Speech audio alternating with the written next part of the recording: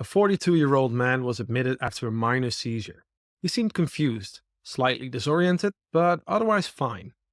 But that night, a nurse found him standing beside his bed, frozen, eyes wide.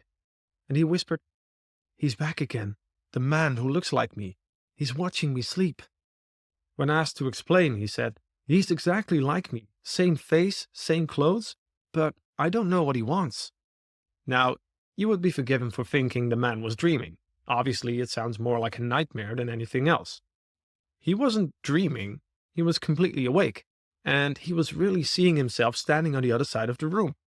Imagine how terrified he must have been, almost as if he's being haunted by his own double. But that's the signature symptom of what is called autoscopic hallucination. There is a visual presence of your own double, occupying space, even behaving independently sometimes. And there are things that are very similar to autoscopic hallucinations. Many people have had an out-of-body experience or OBE. For example, people may have an OBE where they see themselves laying on their bed. Creepy, but in most cases it's relatively harmless. In fact, 1 in 10 people will at least have one out-of-body experience in their lifetime. But let me tell you this. An OBE is definitely not taking the top position on the scale from 1 to strange. There is a much weirder experience called heautoscopy. That's when you see your double, but you actually feel like you are both bodies. All these experiences are part of the autoscopic spectrum, each a different flavor of the self going rogue. So let's dig a little deeper. Autoscopic experiences usually tell us something about the inner workings of the brain. Often people with these experiences are suffering from epilepsy, a brain tumor, or some sort of dissociative disorder. But it can also be a symptom of schizophrenia or head trauma. In other words, there are a lot of things that can go wrong that cause your brain's body mapping systems to go absolutely ballistic. Normally, your temporoparietal junction integrates all different inputs like vision, body position, and balance into a single you. But sometimes when this area misfires, your brain may externalize the self, and then it's basically projecting it outward like a hologram. And then it happens. For all mental intents and purposes, you're split in two. But in heautoscopy, the double sometimes acts on its own, speaking, moving, mimicking, or sometimes even disobeying. And some patients report arguments with their own doubles. And others describe the double behaving with malice or whispering threats. And one patient apparently said, "He told me I should be dead, that he was the real me." And then there is something even crazier called polyopic heautoscopy.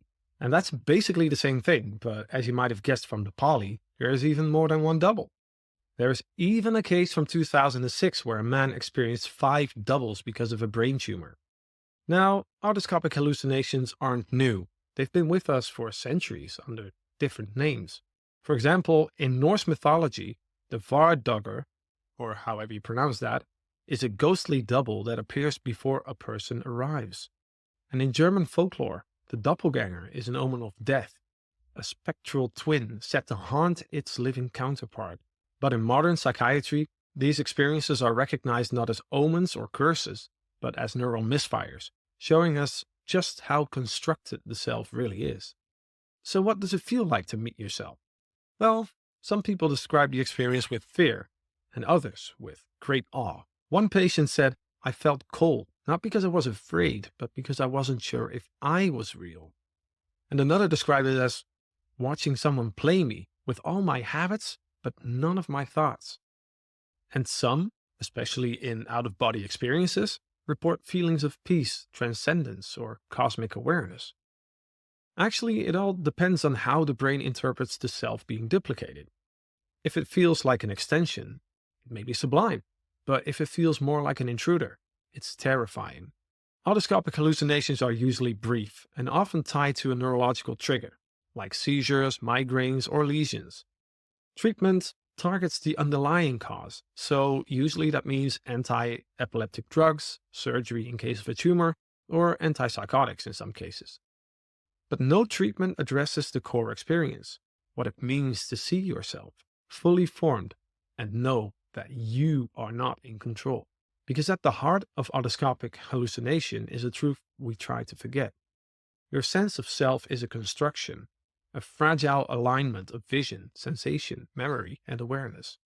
And in rare cases, your mind builds multiple versions of yourself. Thanks for watching.